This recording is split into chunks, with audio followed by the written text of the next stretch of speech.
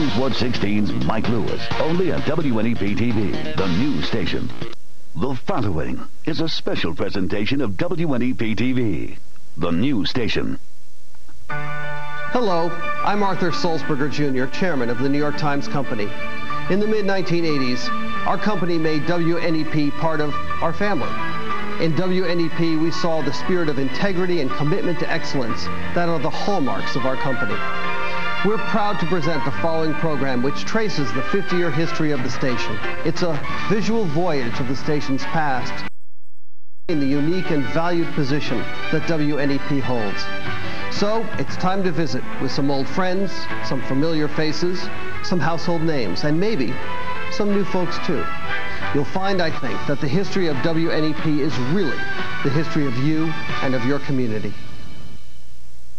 Ladies and gentlemen, friends and neighbors all, welcome to a very special WNEP TV presentation.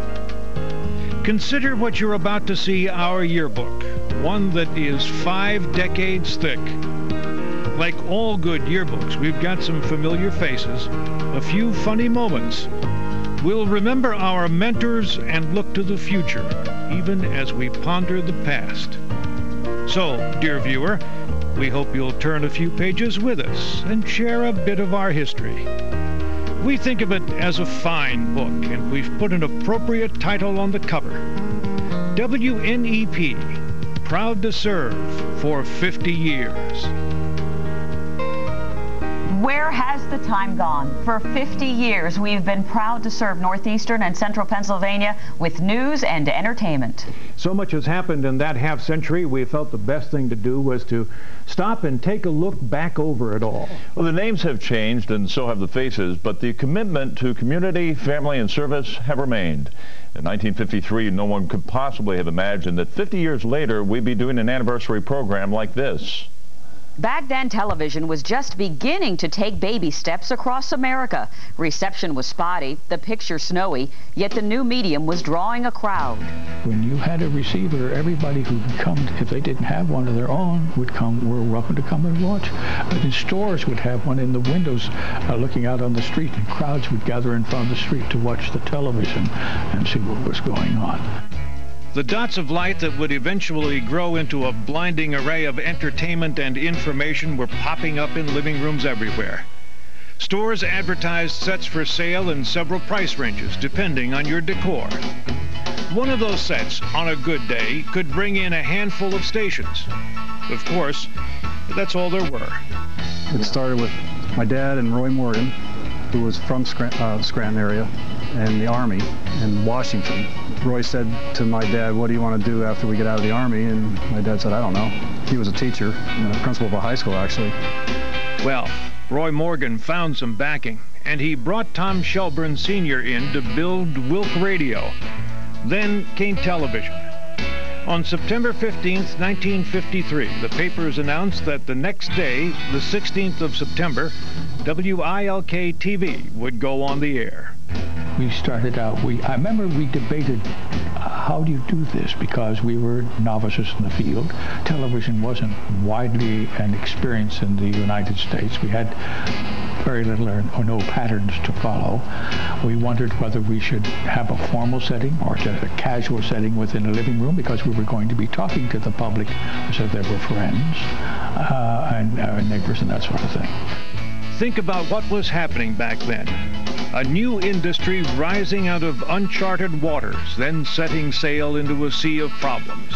Up the mountain we had a transmitter, and we had all the film equipment. See, you guys don't even know what film equipment is today because you don't have any.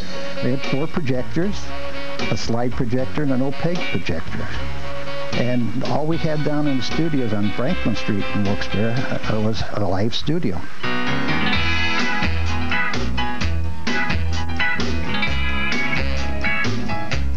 But that live studio in Wilkes-Barre was really the start of something big. There was news, of course, and with it, a woman who did the weather. Ann Weidman did about a 2.5-minute presentation. When she finished, there was a commercial break. When the picture came back, Ann was on a new set, the Hollywood fashion set. So I would stand up there and I would tell them exactly what I had on. I would model it, turn around, show it, and the last thing I said, it was exclusively yours at the Hollywood shop in Wilkes-Barre. John Sobel became the host of a dance show called Rumpus Room. Kids could be on television for their parents and the rest of the world to see. Al and Nancy Burke started their carousel program spinning, and because it was live television, there are some stories just too good to pass up. When we were doing Carousel, we had live acts on the show, and I was really thrilled to see that we were going to have a guest whose name was Jack Frost, and they buried him alive in a huge cube of ice. It looked like an ice coffin. The cameras fired up, and so did the lights. Jack Frost said it would be fine. Well, he forgot what the lights would do to the ice, and in the middle of a conversation with somebody on the show, we heard this guy go, "Help me!" And we got out, and this poor man was almost drowned in this cube of ice, and he came out, I'll never forget it, and his teeth were chattering so hard he couldn't say a word. Not to be ignored were kids whose taste in entertainment ran to westerns. The late Jim Ward became Buckskin Jim, complete with a trading post and the occasional live animal. In an interview done for WVIA-TV, Jim thought those live animals were something to work with. But in live television, truthfully, every day was an adventure. We proceeded to put together a Buckskin Jim show set, which consisted of really a bench. Somebody brought in their old bearskin rug, which we threw over the bench. Originally, honestly, someone got the idea just to throw a buckskin rug over a horse, you know, like a sawhorse that the carpenters use. But kids kept falling off the back of that. So after we lost about 4 kids, someone donated a bench to the Buckskin Jim show, and we had coonskins hanging up. It was all live and often unrehearsed, but it didn't matter. It was a beginning. Hatchimalachi came about overnight almost. We were doing a show called Showboat, and I thought a show geared to children would be wonderful. So Nancy was the host. Well, we needed a name for the show. We had to go. Hal Berger went to the music library, went through a lot of records, and came up with a song by Rosemary Clooney called The Land of Hatchimalachi. It was perfect. There's a wonderful place that you really should see called the Land of Hatchimalachi. All boys and girls love this place, yes sirree, called the Land of Hatchimalachi. From there on, we needed a set. We needed a fantasy set, a set that you could go to and have lots of fun.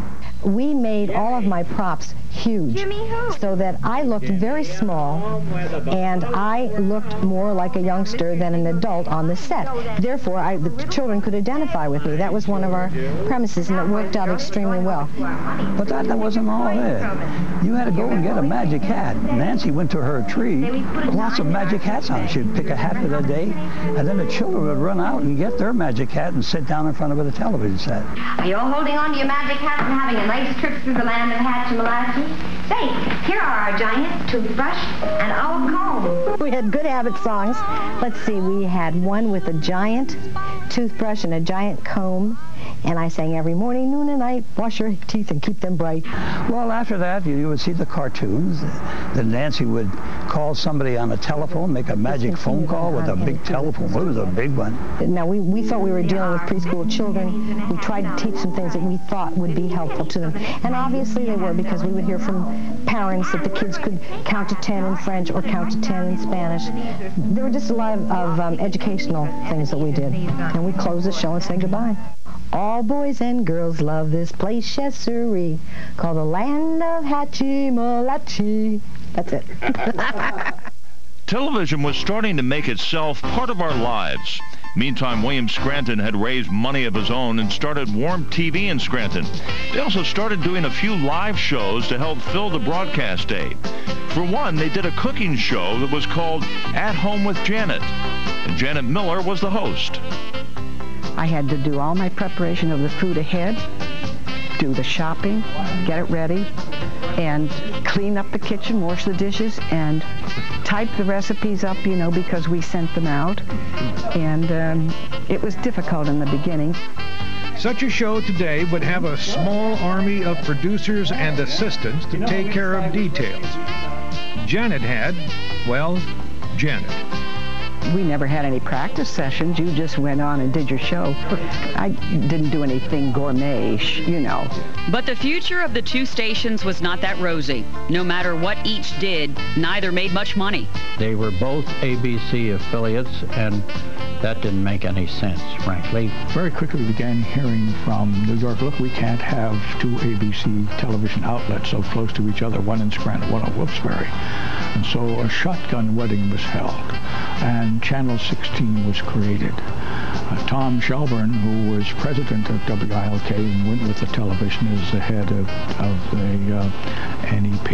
And WNEP stood for Northeastern Pennsylvania. To try to, my dad's whole philosophy in life is to bring that region up, and the only way to do it is to regionalize, and that was his concept. He was interested in the regional approach, and so within a year he had persuaded the purchase and building of a building and the airport. And with that midway arrangement, WNEP was off and running. From the main studio of that building in Avoca came more live television, including a show that literally rocked northeastern and central Pennsylvania. The show was called Commotion. Now, in color, it's Commotion. It's the show that puts today's music sounds to motion with host Doug Lane. Here's Doug.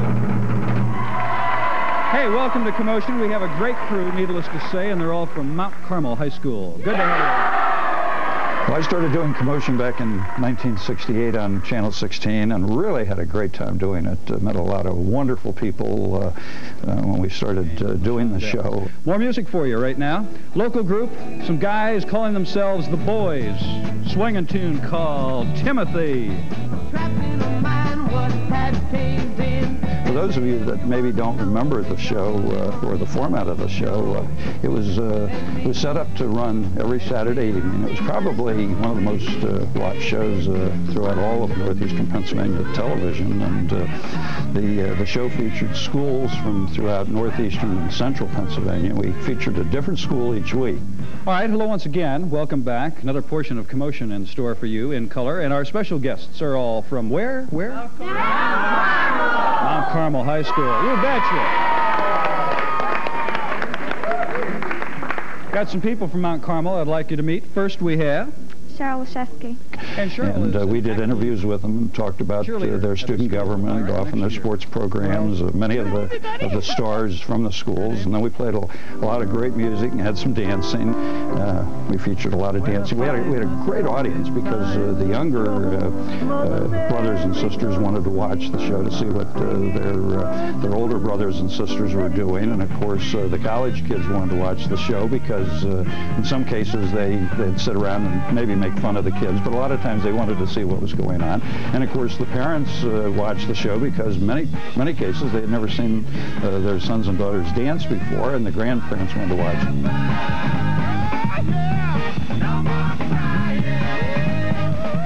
One of the other somewhat interesting situations that we had, we started to use a technological process called chroma key. We would take a blue background and have usually a couple dance in front of it, and then we would put different effects behind this couple, and it worked quite well, but since it was in its early days of technology, there was usually a little halo around it. One day somebody came to me and said, boy, I love the way you make those students look like angels with that halo around them.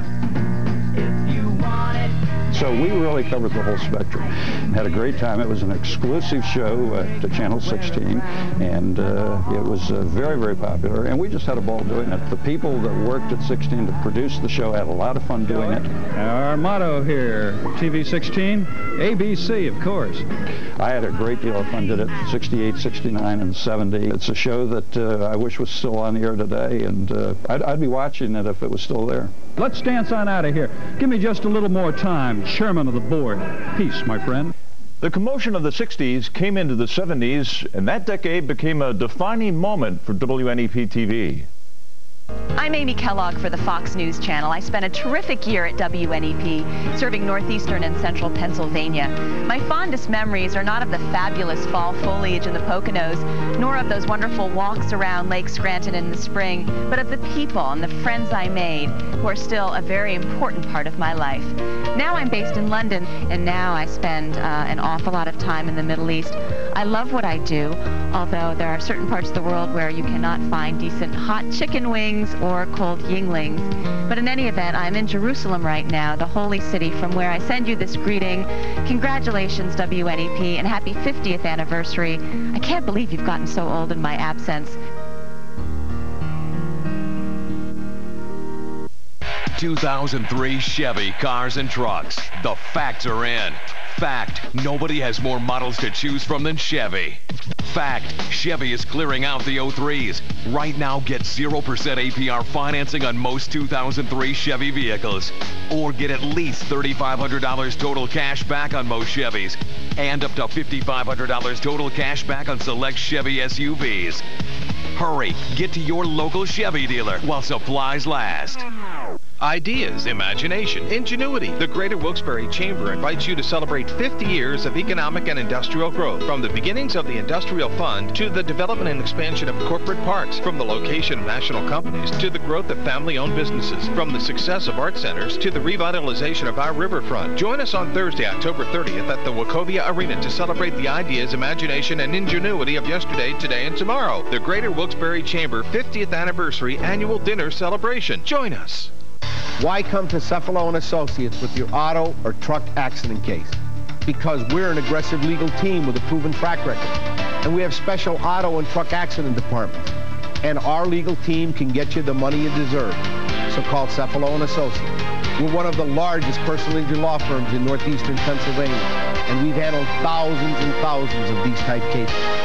Call Cephalo & Associates. We're the people's law firm. And we like it that way. Going fishing? Yeah, in the basement. That's it. I've got to do something about this water seepage. Tired of living with a drab, wet basement? You don't have to with Drylock Masonry Waterproofer. Drylock penetrates the pores and expands as it dries to form a tough, waterproof barrier. I can't believe this is your basement. Drylock really got rid of your water problem. Yeah, now if we could just get rid of that fish. Drylock, it's guaranteed to stop water.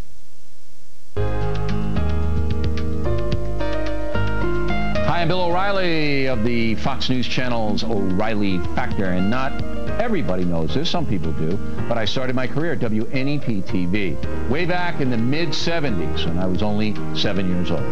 Actually, I was a consumer reporter there right out of college, and I had a great time running around northeastern Pennsylvania, you know, telling you about the scams and things like that. I also wrote gag lines for Uncle Ted's Ghoul School. You remember Uncle Ted, right? He was a classic northeastern Pennsylvania guy. So anyway, happy anniversary, WNEP TV. I'm glad I started there. It was a great experience. Here's to you. Welcome once again to our look back on the history of WNEP in this, our 50th anniversary show. It's as if the time prior to the 1970s was spent putting together the basic building blocks of Channel 16. There was some local programming continuing the trend established in the decade before. And there was news. We well remember John Foster and his trademark crew cut.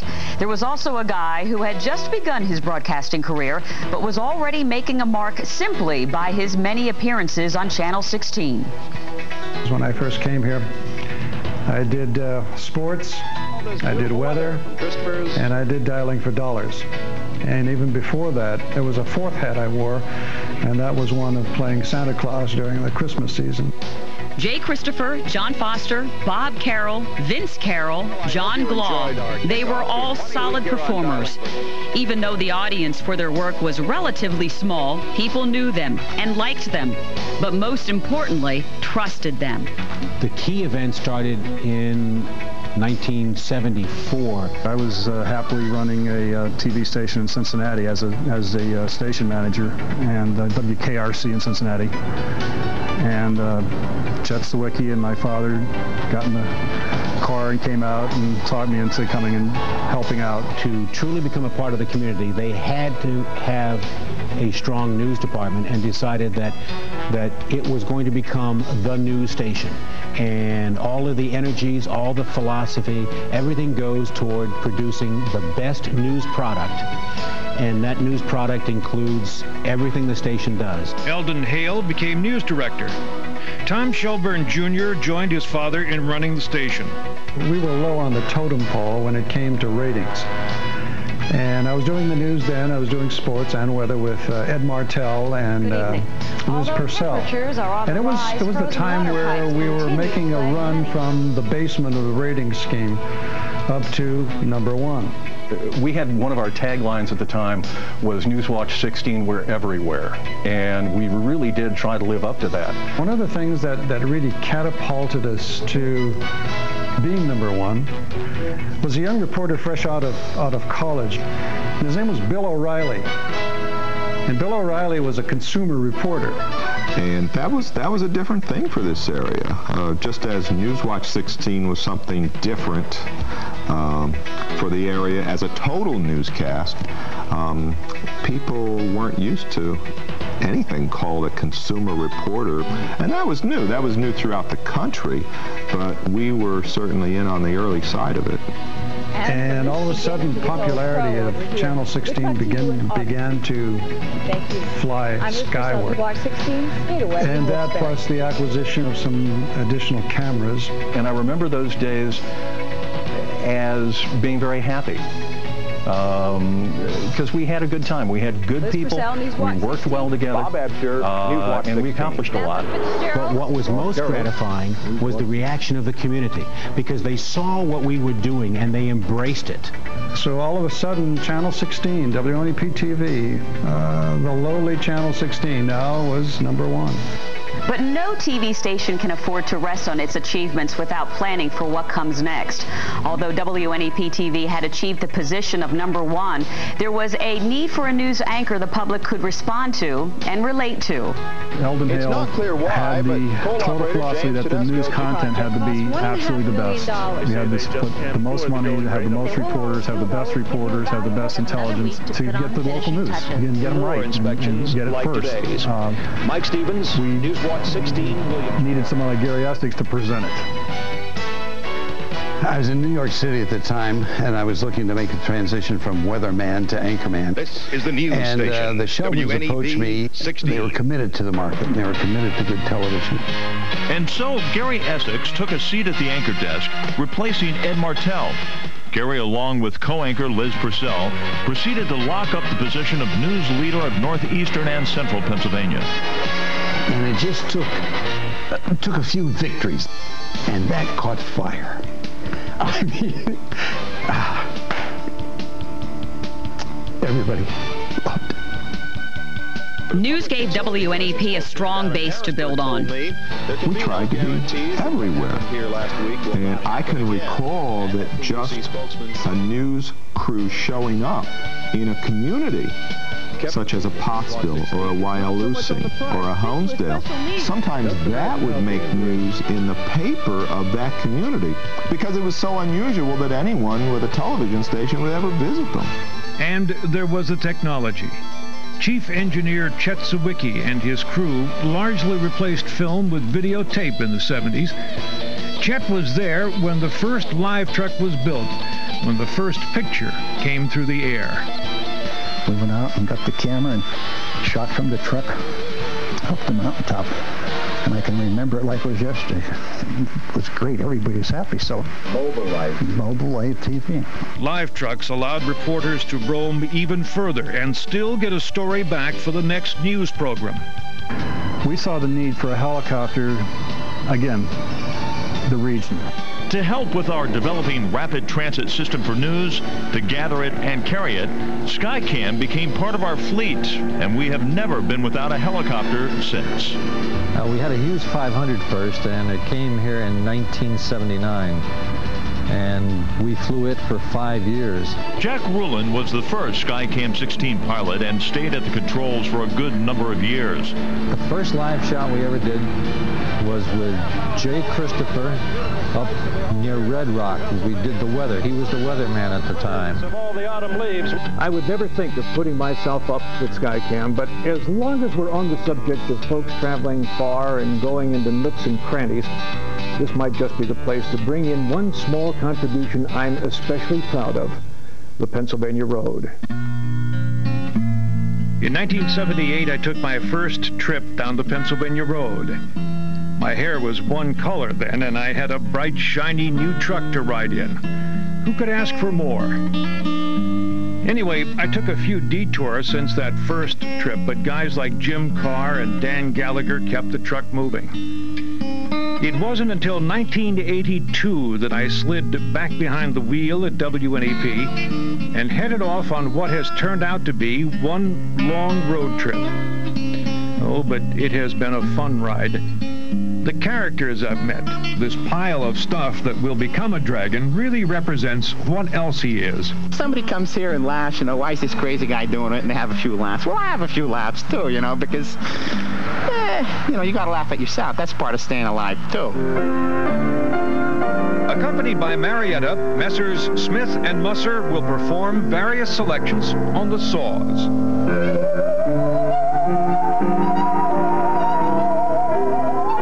Places I've been. I can never fully imagine nor comprehend the loss of life and the anguish that took place on the Gettysburg battlefield. Yet I returned fascinated by what occurred here one July. The things I've seen. It's been a privilege, truly, to do it all. To tell stories about people I've met, what they do, or merely who they are. He spent 30 years on active and reserve Navy duty and all the time thought he wanted to do something like this. He finally knew it one day at a fair he and his wife went to. Here was a broom maker from Kentucky, and I stopped dead in my tracks. I said, this is it. This is what I'm looking for. If the truth be told, each one of us has a story, and I guess almost all of them are interesting and worth telling.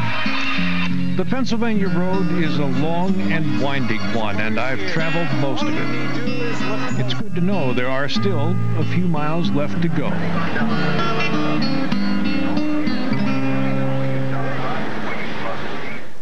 Before Mike Stevens hit the Pennsylvania Road, another man blazed a trail for him. There's Manny Gordon. Hey, hi, kids. Oh, boy, am I glad to see you, all your kids out on this beautiful fall day. Manny Gordon was a district forester before his retirement. Manny was always out there, and with those two simple trademark words, he became a symbol of WNEP. Enjoy, enjoy. The greatest show on earth. But more importantly, a symbol of northeastern and central Pennsylvania. He spoke for the whole region. He cut across every line, you know, and touched everybody. And major impact, I think, to have him a part of our message, so to speak. WNEP has always had a commitment to the community and to local programming. If you go back to PM Magazine,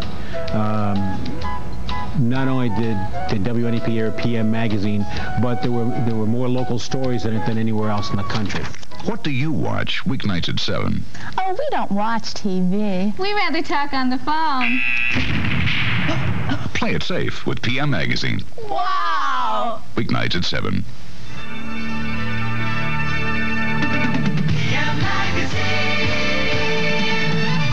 PM Magazine debuted in September of 1979 with original co-hosts Tom McNamara and Lynn Leahy.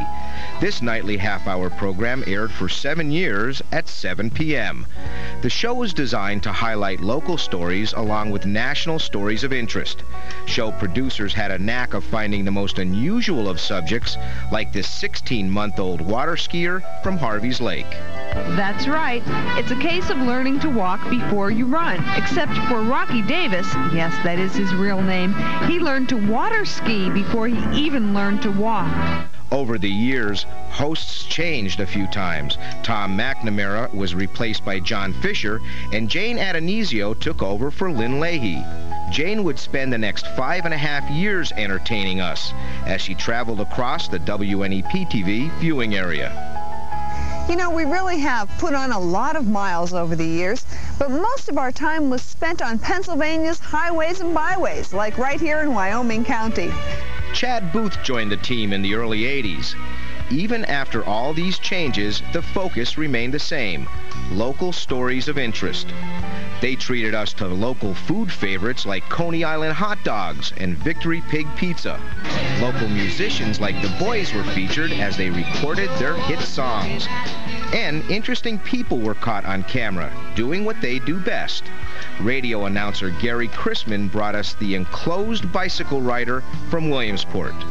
You're on a hill with this baby with this much weight. How fast do you think you can get it to go? On a hill, you'd be lucky to move about 5 miles an hour, and I'll say probably down here 15, 20. PM Magazine. 7 years of fun local TV.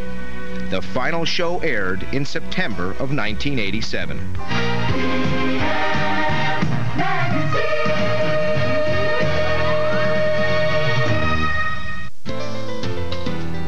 One of the things we had the most fun with was the Dialing for Dollars movie. Well, I hope you enjoyed our kickoff to Funny Week here on Dialing for Dollars with Walter Matthau and Jack Lemmon. Most famously hosted by John Glaw.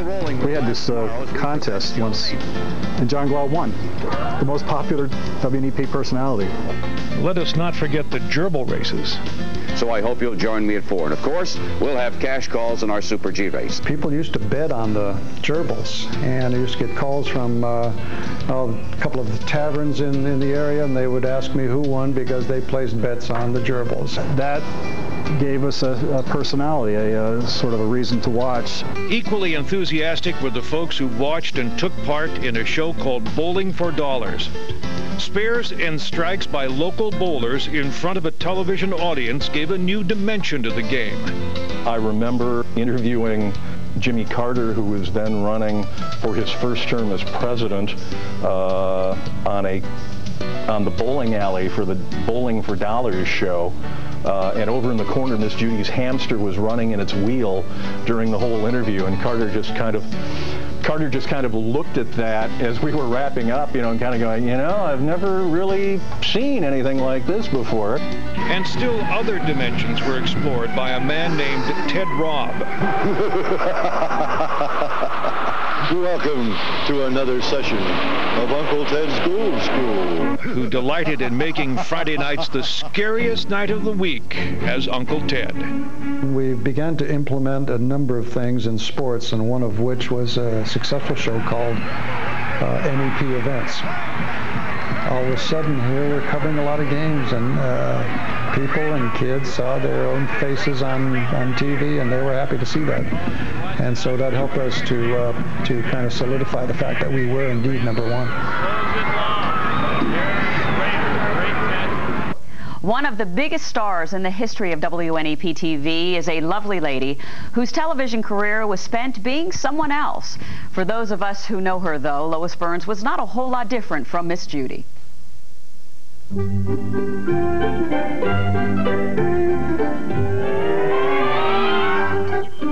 There's a wonderful place that you really should see called the land of Hatchie-Malachi. When the gates of Hatchie-Malachi opened each weekday morning, children throughout WNEP's viewing area were mesmerized. One of the most memorable hosts of Hatchie-Malachi is Miss Judy, Lois Burns, who hosted the show for 25 years. I loved what I did. I loved relating to the children, and I loved the fact, I think, that we always treated them with respect. We never spoke down to them. We always tried to make each child feel that they were important. And we only programmed for 2 children, for 1 boy and for 1 girl. Miss Judy loved the children, and they loved her. Plus, her attitude made her loved by the staff as well. Sid Harris was Miss Judy's sidekick, who appeared daily as virtually the show's entire cast of characters. one of the most important features of Hatchie Malachi was always my relationship with Alfie. And Alfie was one of the many characters that Sid Harris played. Lois really enjoyed all the years she worked with Sid. We lost him very tragically in an accident. And when they put the stone on his grave, I can't remember the first part of the inscription, but the last part said, "His talent brought joy." And I thought, you know, nothing could describe him better than the fact that his talent brought joy.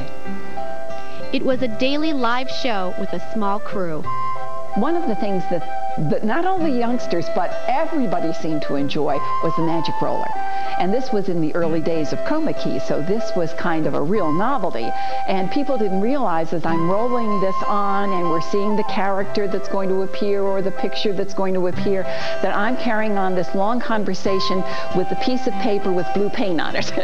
So you really had to use your imagination. Lois Burns loved the role of Miss Judy. And I really loved what I did. I just really loved what I did. I found it a challenge, I found it rewarding, and I had creative people to work with all the time who I have to say, I think they brought out the best in me. Though Hatchie Malachi has been off the air for years, the memory of it is still fresh in the generation that grew up with the show, as it is with Lois. I think the thing I liked most about it is having an opportunity to meet people face to face, to see the children. And someone said to me one time, "Oh, don't you get tired, signing the autographs?" I said, as long as they're willing to stand in line, I'm willing to stay here and do this, because it was my privilege, truly, to hopefully try to enrich the lives of our children. It was a privilege. It was a privilege to be Miss Judy and to be on Hatchie Malachi. And for many of us who found ourselves in front of the television each morning Hatchie Malachi was on, it is our privilege to have been part of it. If you want to go, all you do is believe in the land of Hatchie, the land of Hatchie, the land of Hatchie Malachi. In the 1970s, we began telling two stories that have remained near and dear to our hearts. Ask anyone here and they will point with pride to our work with muscular dystrophy and St. Joseph's. Hello, I am Joe Ducey, the class of 85, I think, at WNEP. Yeah, Susan Blake, and I think I was there in 1980 and anchored with Gary Essex. I think during the time that I was there, I never had as much of a sense of family as I did during that period of time. Great memories about WNEP, and I know you guys are doing great even without us. But we want to wish you a happy 50th anniversary, and congratulations on being a #1 still. And a great tradition and a great reputation around the country. WNEP TV's 50th anniversary special, proud to serve for 50 years, brought to you in part by Chevy. The cars you can depend on, the cars that last. We'll be there. 2003 Chevy cars and trucks. The facts are in. Fact, nobody has more models to choose from than Chevy. Fact, Chevy is clearing out the 03s. Right now, get 0% APR financing on most 2003 Chevy vehicles. Or get at least $3,500 total cash back on most Chevys. And up to $5,500 total cash back on select Chevy SUVs. Hurry, get to your local Chevy dealer while supplies last. Want to see what it's like inside WNEP? Here's your chance. Help us celebrate our 50th anniversary at our open house. Saturday, October 4th from 9 to 3. See everything from the studios to Skycam 16. Meet your favorite WNEP personalities and expect a few surprises. WNEP TV's 50th anniversary open house. Saturday, October 4th from 9 to 3. Parking provided at Lackawanna County Stadium. Traffic has been. Most investments ended the day up going into this weekend. Most analysts believe the upturn will continue on Monday morning when the market opens. Turning to the international scene.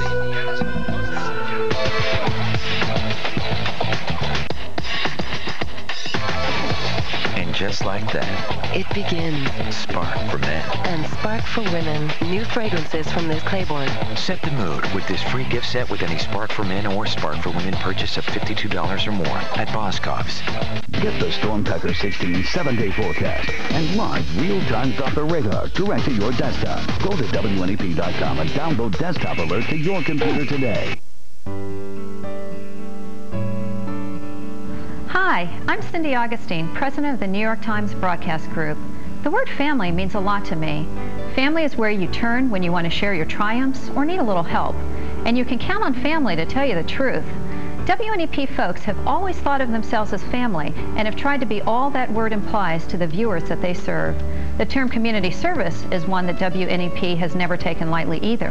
In fact, community service is one of the aspects the folks at WNEP point to with particular pride, given their work with MDA, St. Joseph's, and Feed a Friend, just to name a few. At WNEP, community service is not just a term, it's what they do. So my heartfelt congratulations to the family of WNEP. It is an honor and pleasure to be with you here at your 50th anniversary and to celebrate you, your accomplishments, your aspirations, and your exciting future. When the people of northeastern and central Pennsylvania see someone in trouble or someone in need, they are quick to help. We saw the first example of that when WNEP began broadcasting the local segments of the Muscular Dystrophy Association telethon. The telethon is coming! The telethon is coming! Yeah, the telethon, as a matter of fact, we didn't have it when I got there, and I fought to get it because it's a great cause. As far as I was concerned, it was managed the best of all of them because the money, a huge amount of money went right into the patients. And it was a huge showcase for our people. And Miss Judy made it even better by inviting the entire community to come to her backyard for a carnival. And that just grew and grew, and it was just, it was great. Our per capita contribution was the highest in the country. In other words, we have a low population compared to New York City, and we would take in $500,000, but per capita, that was a higher donation per person than anywhere else in the country. I, for one, did all the telethons. They were unique in that it started a run on community. It's been really different. It was a run on getting people involved with something that was very special. Thank the Lord for everything. Special insofar as kids were concerned. And so it was for me, it was a singular moment, you might say. It was a signature moment of being part of something that was really in the spirit. It wasn't long after the MDA telethon became a Labor Day tradition that we began another. Tom Shelburne Jr. tells how we started our work for St. Joseph's. The sisters came down to see me one day, and they took me to their facility and handed me one of the kids to hold and hug, and that was it.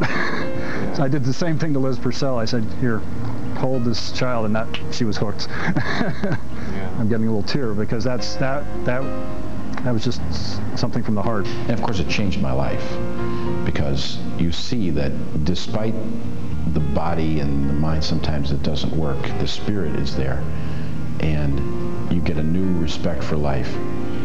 And so when we had the opportunity to raise money for St. Joseph's Center, I was there. I honestly believe it's a connection of core values that we share. You know, we have right at the heart of our mission statement concern, compassion, and care and commitment. I see those values reflected in what you do as a TV channel. And I honestly believe it's that heartfelt connection that has drawn St. Joseph's and WNEP together. And you've made a tremendous difference for us because you take our message to the public. And we can never be grateful enough. Well, it's the Valley with a heart. Yeah. Yeah.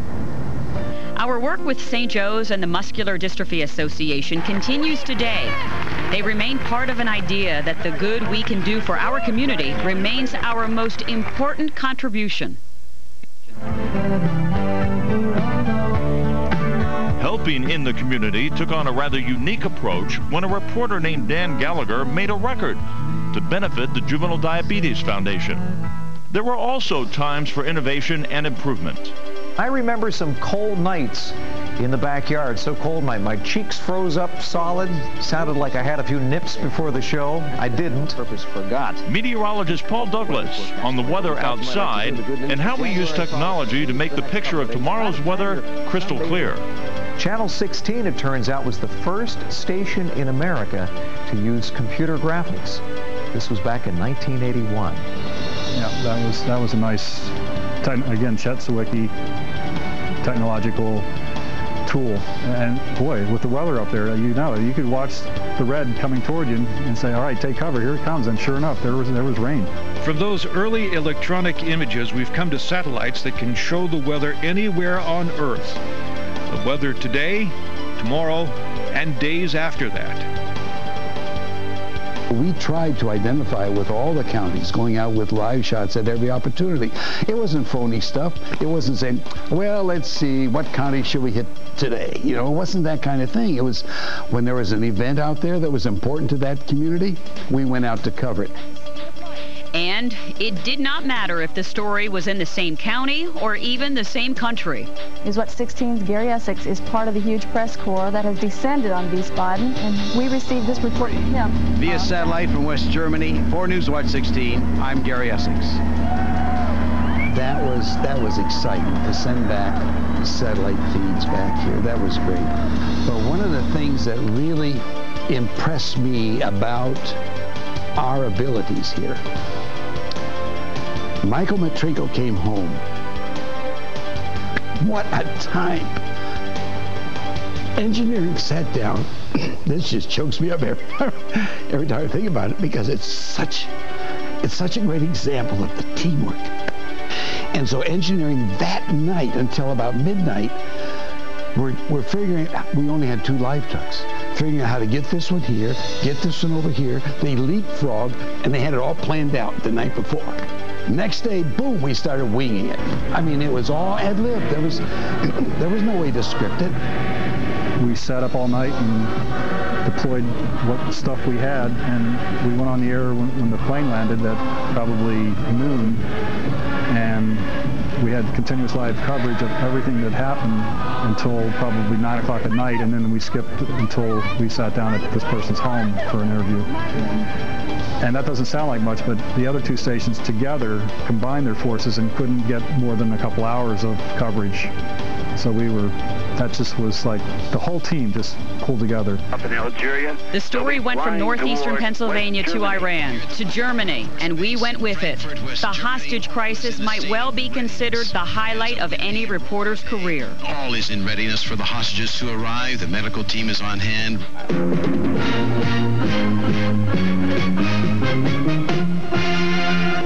For Gary Essex, his time here was drawing to a close. He was getting ready to move on. Those warmer temperatures, it's almost He had this line, Gary did, a shtick.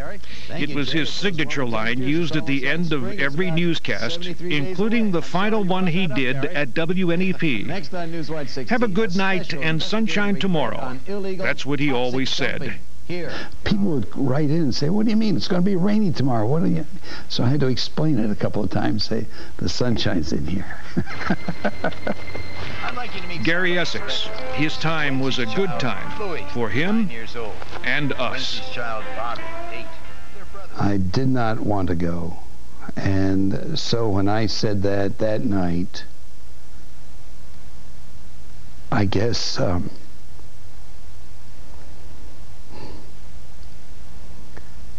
I was trying to say it so that it would last forever. As we've seen Joe's own, last we saw him, his head. And I wanted it to last forever. John Glaw and I did get to Tucson. Have a good night. And sunshine tomorrow. I meant it with all my heart. I still do. When Gary left, we felt, wow, that's the end of our our reign, knowing full well that we were looking for, a person with, some age and some maturity and dignity and that kind of thing, and we found Nolan. And the man they found to replace Gary Essex became a legend of the 80s. We'll meet him next. Hello, Newswatch 16, and happy 50th. I was just up in the area, and I'll tell you, you look pretty good for your age, actually. Well, right now I'm in the Doppler 4000 Weather Center at WNBC in New York City, and it took me many steps to get to a place like this, and one of the biggest steps I took was having the opportunity to work at WNEP in Pennsylvania. The biggest memories I guess I had, the blizzard of '93 was probably my biggest memory. We started out measuring that snowstorm with a ruler, and by the end of it, we couldn't even measure the drifts with a yardstick. Met a lot of great people there, had a great time, still have some friends from the area as well. So again, I want to thank you for allowing me to be part of WNEP's 50 years. And again, good luck in the next 50 and much more success. Happy anniversary. Ideas, imagination, ingenuity. The Greater Wilkes-Barre Chamber invites you to celebrate 50 years of economic and industrial growth. From the beginnings of the Industrial Fund to the development and expansion of corporate parks, from the location of national companies to the growth of family-owned businesses, from the success of art centers to the revitalization of our riverfront. Join us on Thursday, October 30th at the Wachovia Arena to celebrate the ideas, imagination, and ingenuity of yesterday, today, and tomorrow. The Greater Wilkes-Barre Chamber 50th Anniversary Annual Dinner Celebration. Join us. There is a daily report that goes straight to the president. We do not negotiate with terrorists. It affects our lives. Why did they do this? Changes our world. We've got a bomb on the Matrix. Time to get the team up. And it becomes their mission. It's only going to get hotter. Get the hell out of there! Get down! This didn't happen. You'll never see them or hear about them, but they're fighting back to keep our country safe. This is only round one. Threat Matrix premieres Thursday at 8/7 Central on ABC. The Hyundai Elantra, a comparison. More standard features than a Toyota Corolla LE. All for over $1,900 less when comparably equipped. And only the Elantra is protected by America's best warranty. 10 years, 100,000 miles. Looks like we have a winner. Test drive the Hyundai Elantra. Nicely equipped for just $12,739 at your Hyundai dealer. Hurry into the Hyundai winning season clearance and get up to $2,000 cash back or 0% APR for up to 60 months. Traffic is being... Most investments ended the day up going into this weekend. Most analysts believe the upturn will continue on Monday morning when the market opens. Turning to the international scene.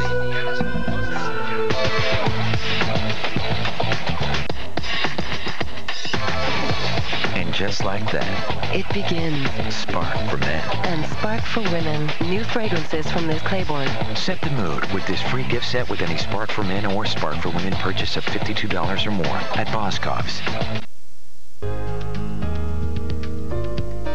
Hi, I'm Russ Lewis, President and CEO of the New York Times Company. It's been said if there's one thing you can count on, it's change. And in today's world, things are changing faster than ever. WNEP, early on in its history, made a promise to stay on top of those changes and to report events that matter most to its viewers. This is in keeping with our company's core purpose, which stresses our commitment to enhancing society through the work that we do. And for a half-century, the station has been doing just that, providing leadership in bringing fair, accurate, and balanced journalism to the viewers it serves. It's just another reason why we're proud to have WNEP as part of the New York Times Company family. In news, weather, and sports, WNEP had a number of anchors in its half-century. Each brought a certain something to their department. And when put together, the chemistry created by them made the viewers stop and take notice. We've chosen a few to visit in this special program. There are some who are still here. I got married in October of '82, and I started here at Channel 16 in November of '82. At the time, we were the, I think, one of two husband and wife weather teams on the air. I think there was one other out in Cleveland, Ohio at the time. We love what we do. I think that's part of anything you do for a living. You have to love what you do, and doing it to outside is only added to the effect of doing the weather. And for me, it was strong thunderstorms in November one year. We've made great strides over the years. The computer technology is more sophisticated, more advanced. The animated weather graphics. Noreen and I both feel very fortunate to have been here as long as we have, 22 some years, as husband and wife weather team. And God love our loyal viewers. They help to keep us #1. And without them, we wouldn't be here. Joe Zone is working now in Syracuse, New York. You may remember him for his antics on the set. I like to find the buttons, and then I push them. You know, you can go into a town, and that's why I've always liked doing local sports. You can find what makes people edgy and go. The day that Bucky Dent hit the home run that beat the Red Sox in the playoffs, so I went outside in the front of the TV station, put on a Yankee helmet, a black jacket, a black tie, had a shovel, and started digging a hole during the newscast. Had a pair of Red Sox, dropped them in, covered them up with dirt, and stood a parade rest. You know, and Red Sox fans were just beside themselves. But the next year, when the Red Sox beat the Yankees, I invited Red Sox fans down. We dug another hole. I got in it, and they threw dirt on me. So, you know, they got the revenge. And the one thing we always did here, even though we were playing games, having fun, we were still covering high school football, basketball, wrestling every night. We went to every Penn State game in the 80s, home and on the road. We were doing the Sugar Bowl when they were playing for the national championship. So even though we had fun, I still believe that if you're credible with your viewers, you can just about do anything and they'll hang around with you. It was the best decision I ever made in my whole TV life. It was just incredible to work here. Karen Hart sat in the anchor chair just before I did. She works today in Pittsburgh.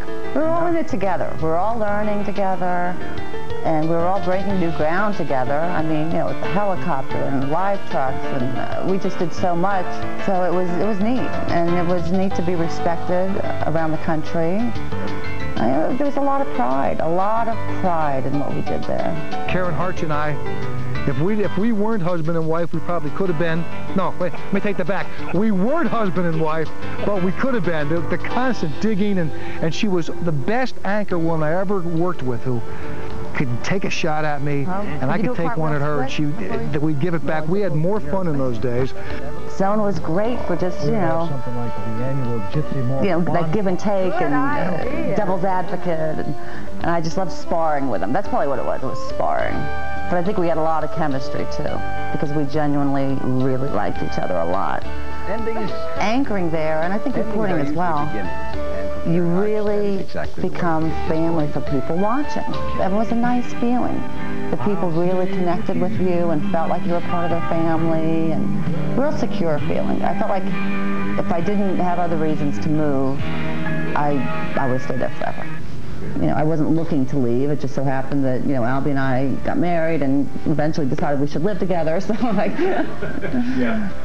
Albie Oxenreiter is working there too. You may remember him as a sports anchor here. He married Karen, and they have 3 children. Karen and I both had the pleasure of working with Nolan Johannes, a fine and quiet gentleman whose demeanor on the set never changed. The viewing audience, especially, that was making me feel comfortable, but the viewing audience was comfortable with this station. You know, there was such a loyalty, a solid, rock-granted loyalty with Newswatch 16. And, you know, we all know it was the chopper. Newswatch 16, its presence, you know, in all the 22 counties, that was our viewing area. They all accepted us because we were part of them, I guess. Oh, Nolan. Nolan was my partner, you know, just greatest guy, always in a good mood. You're the best. You've been the anchor, not only in the news sense of a news anchor, but the anchor, the rock. He was the steady one. I adore him. I adore him. Frank Andrews was an anchor here for a lot of years. Frank brought a style to the morning reminiscent of his time in radio. Viewers responded and turned to us for information about everything, including school closings. We decided to close schools on snow days. And after one winter of closing schools on snow days, and people will remember, I still get glances from kids now going, I remember him, he used to close my school on snow days. After one winter of closing schools on snow days, the morning show took off. The numbers were astronomical. I think, you know, it was #1, and our numbers in the morning were sometimes higher than our numbers at noon, and sometimes higher than our competitors' evening newscasts. It was just, it was unbelievable. At WNEP, we've always believed that local programming featuring local people was something we needed to do, and it was no surprise to us, for example, that a show like Pennsylvania Outdoor Life has lasted more than 20 years. Good evening, everyone, and welcome to Pennsylvania Outdoor Life. I'm Don Jacobs. Pennsylvania Outdoor Life debuted in the fall of 1982. The Pennsylvania Game Commission and WNEP put their resources together to come up with the concept. WNEP chose Joe Zone as one of the hosts because of the TV personality. And the Game Commission, well, they selected Stan Soa to represent the local outdoorsman. I really didn't know what direction it would go. It could have lasted for a couple of weeks, 13 weeks, could have gone off the air. I guess what surprised me the most was it didn't take long to get that hook and bullet audience, the hunter, the fisherman. What surprised me the most, and I found most encouraging, was to see all of the other people out there who tuned in and became regular viewers of Pennsylvania Outdoor Life. Here we go. We got two on. Okay, let's go. Go ahead. All right. All right. Bring yours in. Oh, I just lost mine. No, mine's still on there. Bring it in. I remember Joe Zone said, hey, you talk when the red light goes on, and when you run out of things to say, just shut up and I'll jump in there and bail you out. Pick that one up, Joe. If you remember, Joe Zone was never short of something to say, whether he knew what he was talking about or not. Well, that is a different story. That outdoor show was a part of sportscasting that I didn't think was something that I would get involved with or would be interested in. And, you know, I struggled with it because, you know, I didn't know that a lot about it, but Stan Soa was there to help you along, and that show became so popular, and I became so identified with it. I was getting awards from the Pennsylvania Game Commission, the Fish Commission. I had no business getting awards for anything except that I sat on that show, and Stan tried to make me look good, which he usually did. Over the years, the music has changed several times.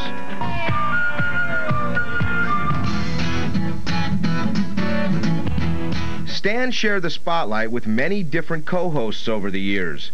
Tim Carlson, Jane Adonisio, Mike Stevens, and let's not forget me, just to name a few. Now we have our very own cabin on the grounds of WNEP. Stan retired from Pennsylvania Outdoor Life in the spring of 2002. Ken Hunter joined the team shortly after, and Pennsylvania Outdoor Life viewers have welcomed him with open arms.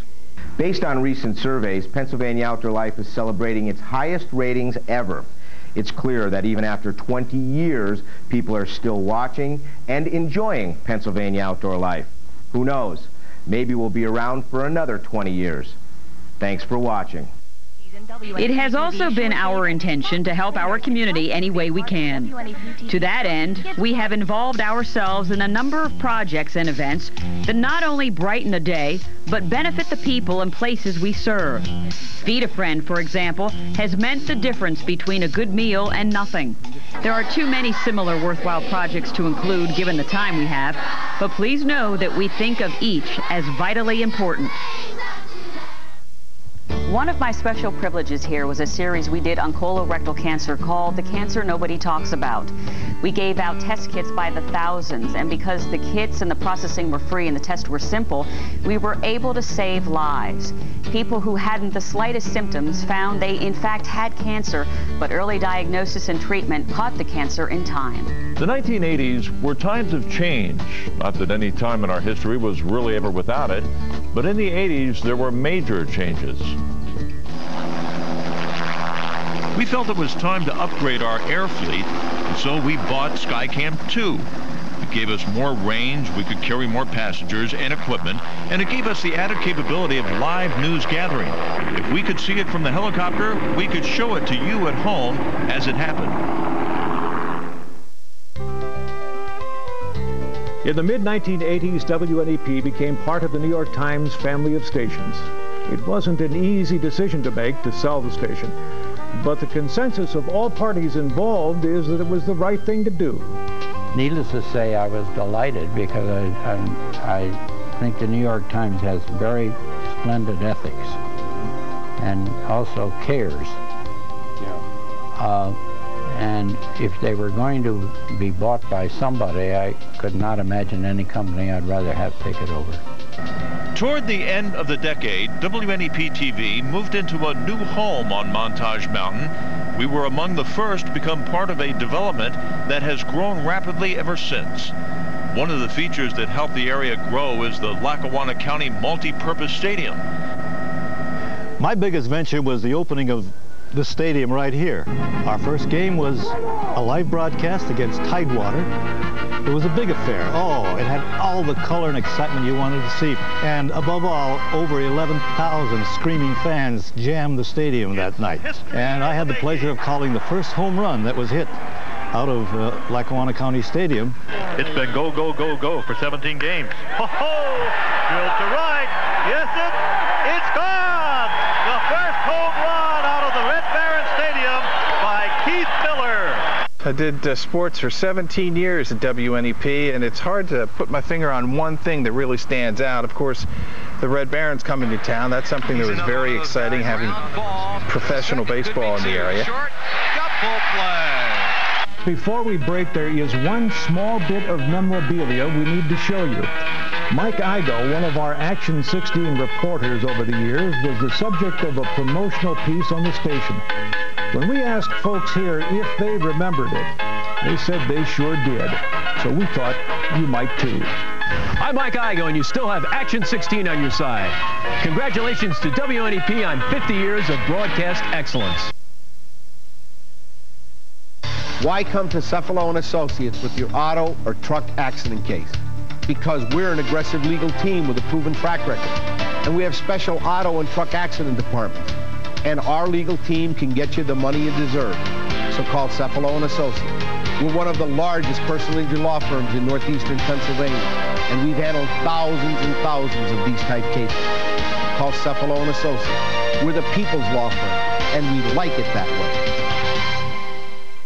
2003 Chevy cars and trucks. The facts are in. Fact, nobody has more models to choose from than Chevy. Fact, Chevy is clearing out the 03s. Right now, get 0% APR financing on most 2003 Chevy vehicles. Or get at least $3,500 total cash back on most Chevys. And up to $5,500 total cash back on select Chevy SUVs. Hurry, get to your local Chevy dealer while supplies last. Going fishing? Yeah, in the basement.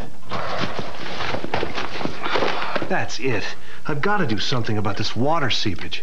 Tired of living with a drab, wet basement? You don't have to with Drylock Masonry Waterproofer. Drylock penetrates the pores and expands as it dries to form a tough, waterproof barrier. I can't believe this is your basement. Drylock really got rid of your water problem. Yeah, now if we could just get rid of that fish. Drylock, it's guaranteed to stop water. The latest medical breakthroughs and critical alerts. Jill Garrett and Health Watch 16. Weekdays at 5, only on WNEP TV, the news station.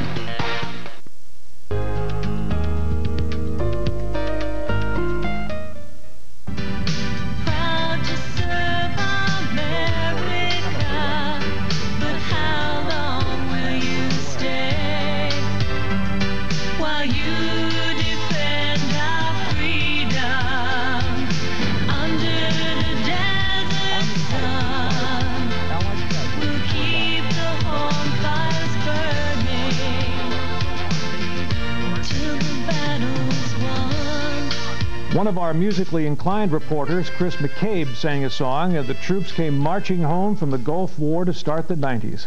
One of the biggest news stories that happened while I was there was the Gulf War. And we saw the troops positioning themselves, and when we actually went to war and were doing stories with the families that were left behind, we wondered to ourselves, what could we do to help those families? And a co-worker, Jim Donnelly, and I decided that we were going to write a song and put out a cassette and try to just give support to the families and to the troops from our area that were overseas and let them know that we were thinking about them. I just couldn't believe how many people were rushing out to buy those cassettes. It was a wonderful, wonderful feeling to know that people were so supportive of our men and women overseas. We thought it would be nice to have a parade to mark that. We marched down the main street of Bloomsburg, and the celebration went on for hours. The huge welcome home parade, and it was just unbelievable the number of people who turned out for that. We thought it might end up being like a 2-hour parade, and it turned into a 6-hour extravaganza. It was so awesome to see all of the troops returned home and their families, and the people, the patriotism that our community was showing there was just wonderful. Throughout the 90s, we started and did quite a few things that we have good reason to be proud of.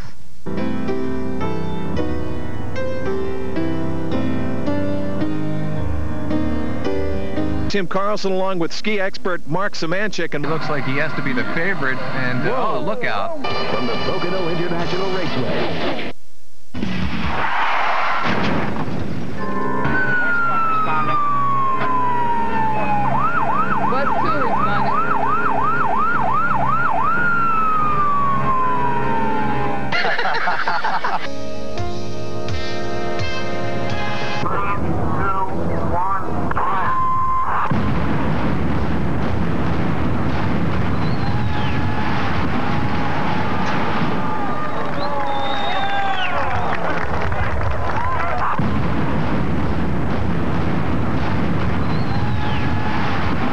Welcome back. There you see it, the Greater Scranton JC Santa Parade. Our live coverage here on WNEP TV this morning. Santa Claus, or one of his helpers anyway, directing the Western Wayne High School marching band. Let's give a listen here this morning. The Children's Hospital at Geisinger opened thanks largely to your donations brought in by telethons we did from Danville. One of the most satisfying moments, I think, came when they opened the Children's Hospital at Geisinger. And I still remember driving down the road with Dave Lewandowski that day and saying to him, one day we're going to look over here and see the spire of that hospital and say, we had a small part in making that happen for our area children. The first telethon was in 1984. It was a great marriage between the Children's Miracle Network telethon at Geisinger and Danville and our friends at WNEP. In 1989, we realized that things were building and that we had a potential for the Children's Hospital. And then in 1994, we opened the Janet Weiss Children's Hospital at Geisinger. It was through the efforts of WNEP and Geisinger that we were able to build this facility brick by brick. I remember the first day, December 14th, 1994, when we wheeled the first patient into the Children's Hospital. And my thoughts did relate back to WNEP and what a terrific relationship we had with these people. And through their efforts, and through the efforts of the TV personalities and the development office at Geisinger, that we were able to build the Children's Hospital. For Our Kids' Sake and Children First brought quality educational and thoughtful programs for youngsters.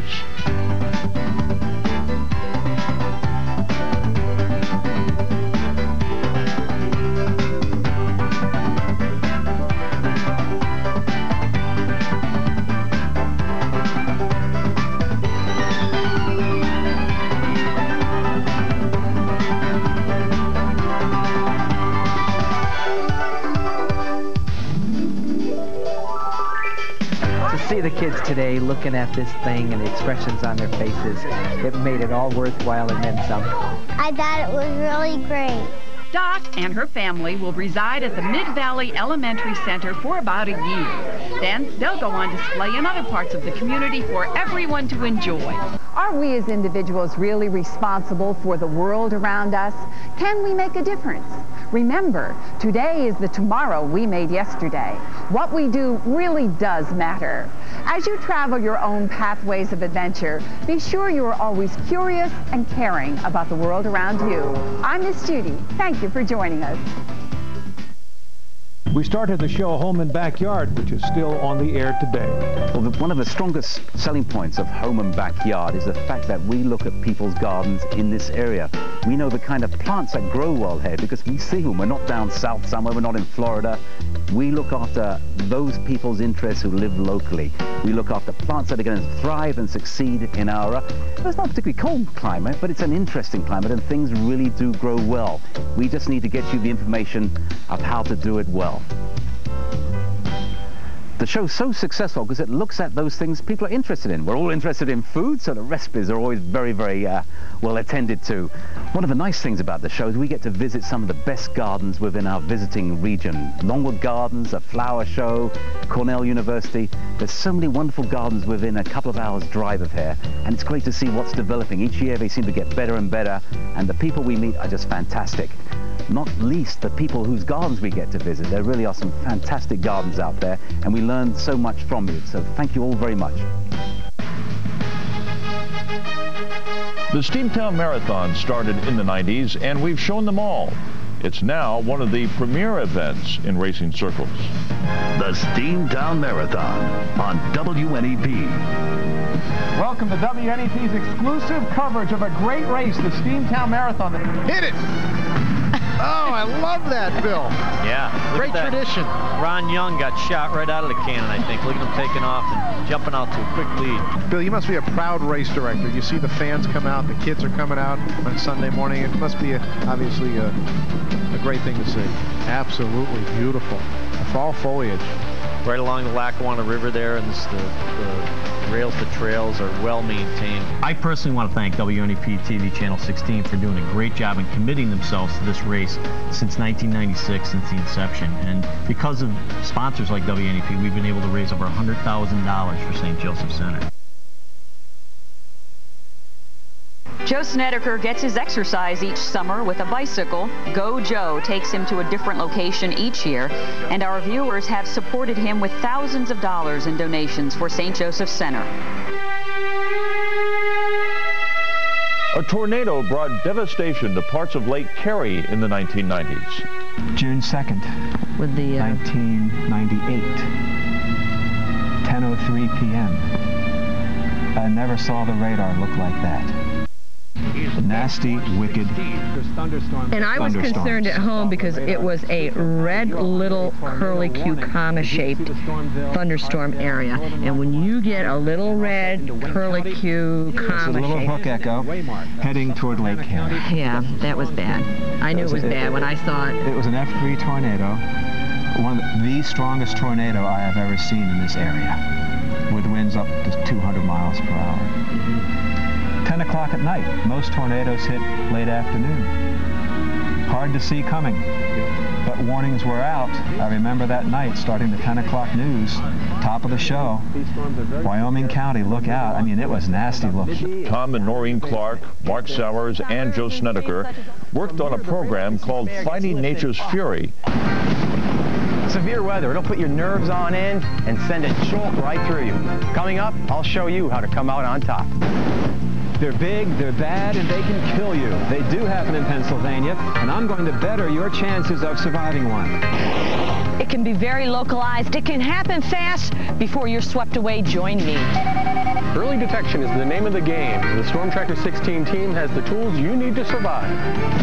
Good evening, everyone, and thanks for joining the Storm Tracker 16 team as together we prepare to fight nature's fury.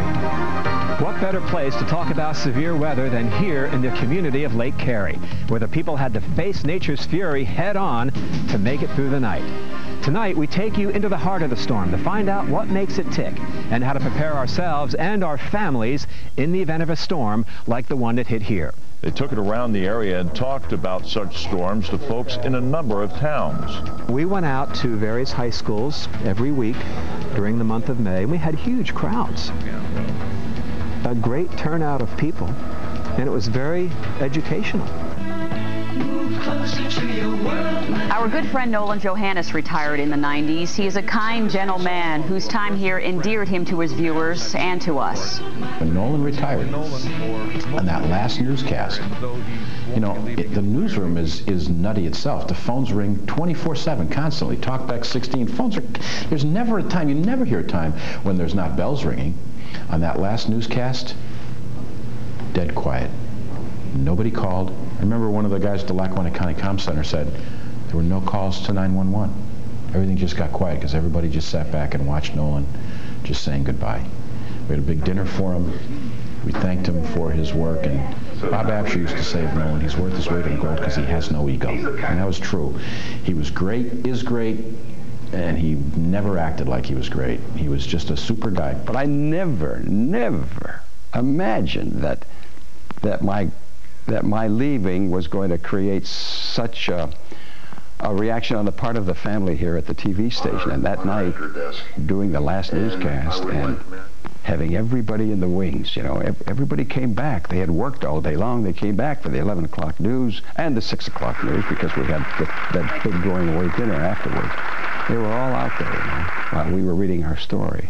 And while I was saying goodbye, you know, and then they all came and were part of the picture, you know, afterwards. Yeah, that will stick in my mind forever. It's kind of self-serving when I talk about it or think about it, but it's such an honor that how could we ever forget it? So the 90s closed along with the millennium. We still have a few things to say and a few people to tell you about, and we'll do that when we come back. Hi, I'm Mary Ravazio, former Wilkes-Barre Bureau Chief. I want to wish a happy anniversary to my favorite television station, WNEP. Congratulations. Want to see what it's like inside WNEP? Here's your chance. Help us celebrate our 50th anniversary at our open house, Saturday, October 4th from 9 to 3. See everything from the studios to Skycam 16. Meet your favorite WNEP personalities and expect a few surprises. WNEP TV's 50th anniversary open house, Saturday, October 4th from 9 to 3. Parking provided at Lackawanna County Stadium. Ideas, imagination, ingenuity. The Greater Wilkes-Barre Chamber invites you to celebrate 50 years of economic and industrial growth. From the beginnings of the Industrial Fund to the development and expansion of corporate parks, from the location of national companies to the growth of family-owned businesses, from the success of art centers to the revitalization of our riverfront. Join us on Thursday, October 30th at the Wachovia Arena to celebrate the ideas, imagination, and ingenuity of yesterday, today, and tomorrow. The Greater Wilkes-Barre Chamber 50th Anniversary Annual Dinner Celebration. Join us. Going fishing? Yeah, in the basement. That's it. I've got to do something about this water seepage. Tired of living with a drab, wet basement? You don't have to with Drylock Masonry Waterproofer. Drylock penetrates the pores and expands as it dries to form a tough, waterproof barrier. I can't believe this is your basement. Drylock really got rid of your water problem. Yeah, now if we could just get rid of that fish. Drylock, it's guaranteed to stop water.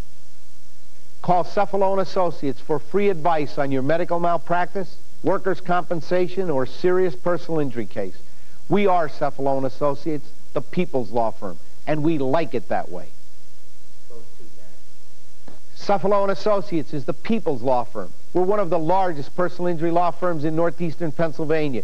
We're fiercely independent of insurance companies with separate workers' compensation and medical malpractice departments. Call us for free advice.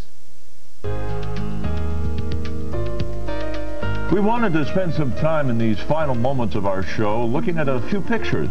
We're doing it to remind you of the fine folks who are here at WNEP today. It never has been true, and likely never will be, that folks like us work alone out here. We have some great talent backing us up and producing programs for the station. We don't have time to bring them in to offer a personal word or two, for there are more than 100 people working here in various departments. We did want you to know, as you look at some of their pictures, that the people of WNEP today have the same dedication and spirit of all those who have gone before them, all those who brought us to where we are today. We've gone through 50 years of our history, and in a moment, we'll take a look at our guests for the future. But we would be remiss in not paying tribute to a man we've come simply to know as Mr. Shelburne. Thomas Shelburne Sr. did so much for this station, for this area, that he deserves more than a passing mention in this program. Mr. Shelburne was quiet and reserved in keeping with his background as a Southern gentleman. But he was quite emphatic when it came to the matter of regionalism, the concept of northeastern and central Pennsylvania as one single area instead of hundreds of municipalities. Together as one, he felt, we had a better chance of not only surviving, but prospering as well.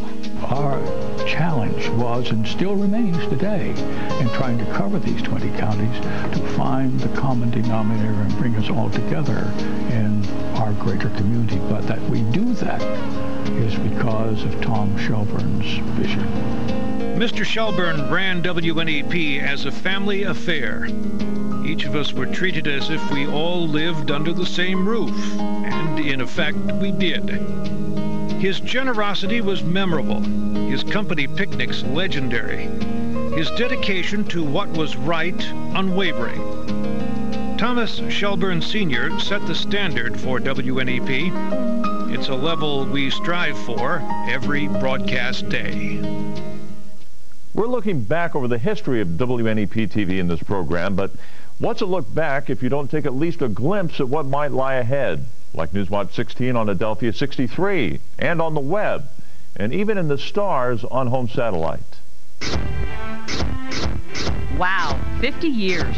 Back in 1953, not many people around here even had TV sets. Boy, have things changed. We've gone from the days of rabbit ear antennas and UHF converters on top of the TV sets to digital cable, satellite TV, and instant news on the internet.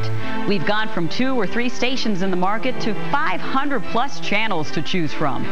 It's been an incredible journey that we've made together, and we've been proud to serve you every step of the way. Now the question is, what will the next 50 years bring? While it's hard to predict what's ahead, one thing's for sure. The choices for news and information will certainly increase, so we promise you this. No matter how technology changes, you'll always be able to count on WNEP to be a part of your community. Our relationship over the last 50 years has been one of a family. You've been a part of our family, and we've been a part of yours. And like all families, we will ride the changing times together. We'll be here to bring you news and information and support events in your community. Talk about changing times. Do you remember the old Skycam, the green and white bubble chopper? It was quite an achievement to get those aerial pictures back then, even though they were a bit shaky.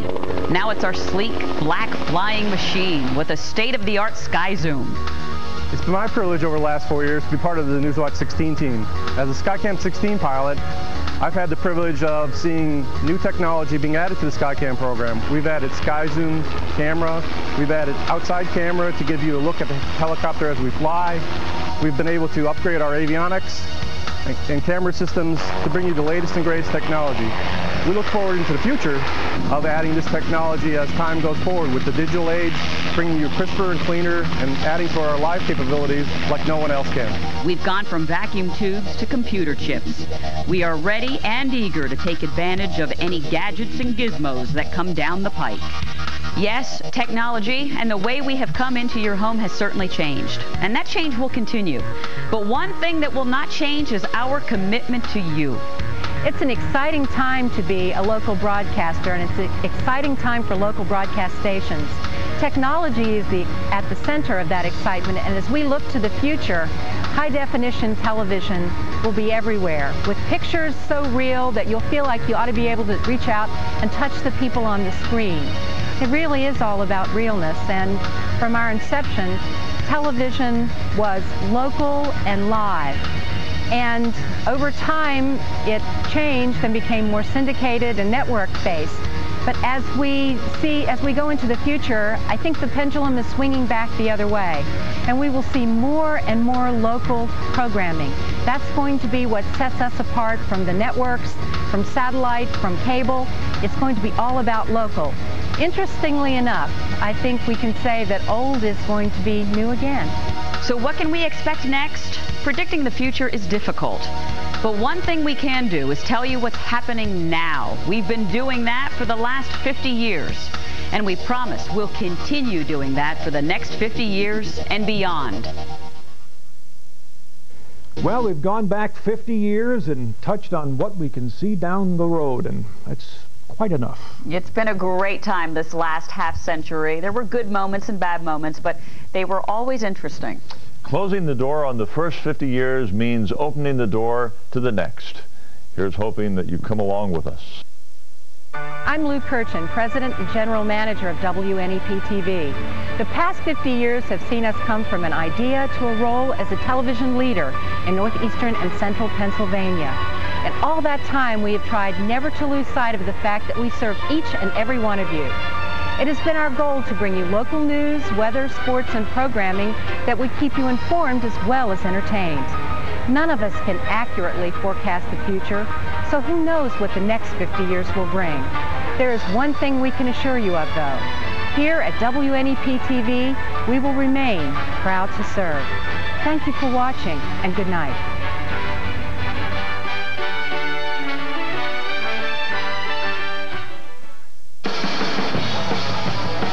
It's the best